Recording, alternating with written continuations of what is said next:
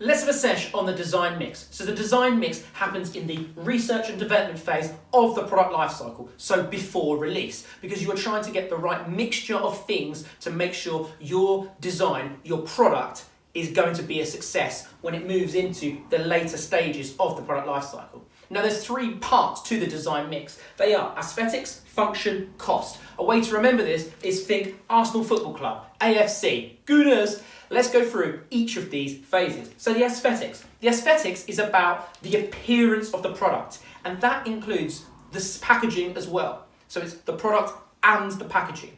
And does that product and does that packaging fit the segment that you are targeting? If you're targeting a high income segment, then the product may want to be of higher quality raw materials, higher quality components, and also higher quality packaging. It wants to look glamorous, look luxurious. Okay? So do the aesthetics make sense for the segment you're targeting with respect to the product and packaging? For the function, well, the function, does the product do what it's supposed to do? Vital. Does it have any extra features on top of what it's supposed to do? And those extra features might give it a USP. They might give it a unique selling point, and that gives you a competitive edge over your rivals.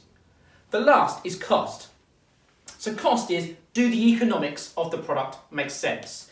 What I mean by that is if you compare the intended price, and clearly that will be based on market research, and you compare this intended price to the variable cost per unit, how much it costs to make each unit in terms of variable cost, well, is the price going to be more than variable cost per unit? Because it needs to be for you to continue and pursue this, to make sure the economics make sense. Because that will mean, at bare minimum, you are contributing to your fixed costs. So you want to make sure that the economics make sense, and as a bare minimum, that needs to be happening. A very bare minimum, that is.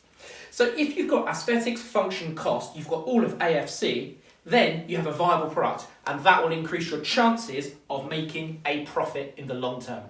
I hope that helps, and I'll see you at the next sesh.